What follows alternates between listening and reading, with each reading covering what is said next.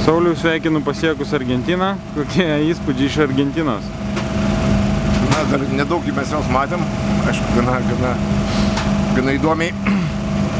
Ši diena susiklostė, pasirodo, čia prieš kelias dienas buvo lietus, atrodytų, kad liūtys. Pirma dalis greičio ruožo dėl to yra atšaukta, nes kitos upės, aišku, natūralu irgi yra patvinę.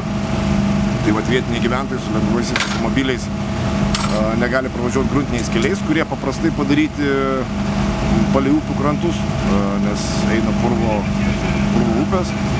Tai pradžia tokia gana įdomi, o po to nusileidus, tai tiesiog likau sužavėtas kiekvienam mažam miesteliai, tai yra gyvi tuneliai, taip sakant, žmonių.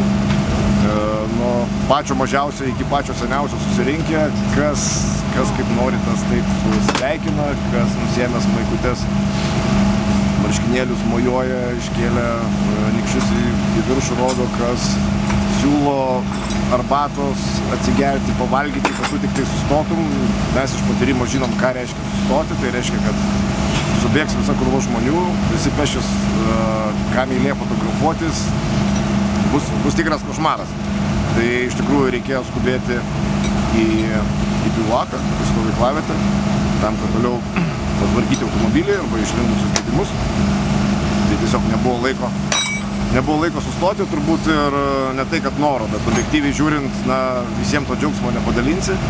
Tai važiuojant natūralu sveikinėsi pro langą, mojuoja rankomis, laikai iškėlęs nykštį į viršų. Žmonės dar labiau suaktyvėja, nes didžioji dalis dalyvių, kaip didžioji, bent jau esu pastebėjęs, tai važiuoja ir stengiasi nežiūrėti žmonės, neturėti jokių kontaktų, taip sakant, nematyti tų maldaujančių žvilgsnių, sustoti, prašymų pasirašyti. Argentinoje lyginant su Čile ar tai Peru, žmonės prisipirkė krūvą Dakaro simbolikos, natūralu, kad gal, nežinau, oficialios, neoficialios, vėliavos, visa kita. Kaip ir visose kitose šalyse, tai yra Peru ar tai Čiliai, žmonės tikrai atsinešė nacionalinės vėliavas.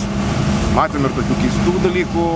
Viena moteriškė mojavo Šveicarijos vėliavą ir tradicinių šveicariškų karvių varpeliu skambino. Buvo tokių dalykų vietom vos ne kaip Tour de France, tai yra žmonės apsirengę kažkokiais kostiumais, bando bėgti šalia. Policija, aišku, arba savanoriai bando sulaikyti tą minę. Panašu, kad jie yra įspėti.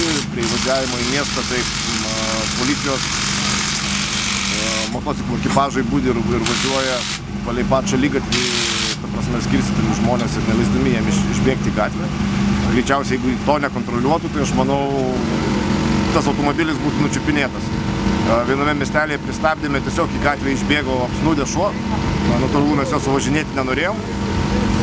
Masė žmonių, kurie nepamatė, dėl ko mes sustabdėm, jie pagalvojo, kad mes turbūt sustojom pabūti su jais. Pasigirdo kažkoks neaiškus garsas, kuris buvo sumaišytas. Kažkoks moteriškas cypimas, kažkoks vyriškas švilpimas, šiaip iš gerklų sklindantys bet kokie garsai ir masė kaip ir pajudėjo link mūsų automobilio. Tai kadangi šuo prabinzeno šalia, mes pajudėjom į priekį.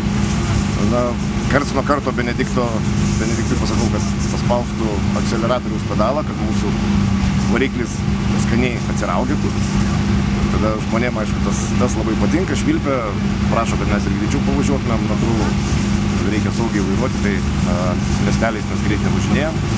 Tai stengiamės kiek tik tai įmanoma žmonėm parodyti tą dėmesį, nes jie ateina tikrai pasidžiaugti. Panašu, kad ten, kur pravažiuoja, visur yra šventė. Greičio ruože irgi žmonės metė visus laukų darbus. Toks jausmas, kad tai yra gera proga nedirbti.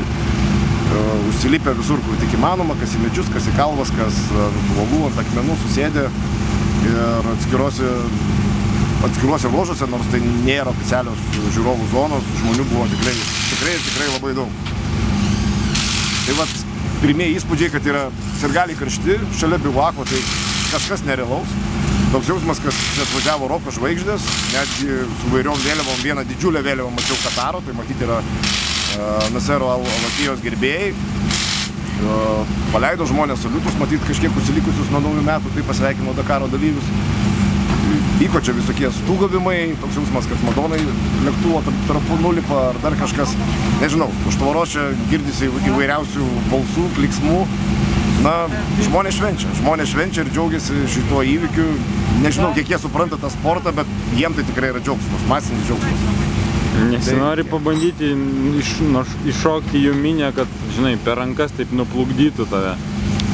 Kartais pagalvoju, kad sudraskytų gabalus, nes kai matai tą minę tokią ištroškusią, netgi kartais atrodo, kaip kai kuriuose filmuose rodo, kada senovėje aukodavo, tai inkai nupjaudavo kokiam belaisvių galvą, iškeldavo į viršų ir minė stūgudama džiūgudavo. Tai toks jausmas, kad tiesiog paims tavo galvą ir dar labiau džiugaus, ta prasme, išdraskys gabaliukais. Tai tikrai nesinori bėgti tą minę, nes mes pasienyje su Čile ir Peru buvom sustoję po pliažo ruožo.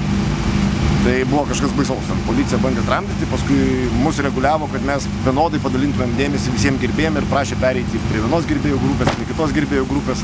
Kas yra smagu, kad vietiniam yra nesvarbu, tai yra vietinis vairuotojas ar šturmanas, ar tai iš kitos šalies, jie tiesiog džiaugiasi lenktynininkais, visais lenktynininkais ir visais, kurie prisidėjo prie Dakaro. Aš manau, lygiai taip pat džiaugtųsi ir mechanikais, tik tiek, kad jie tikrai neturi laiko, ta prasme, tokiem.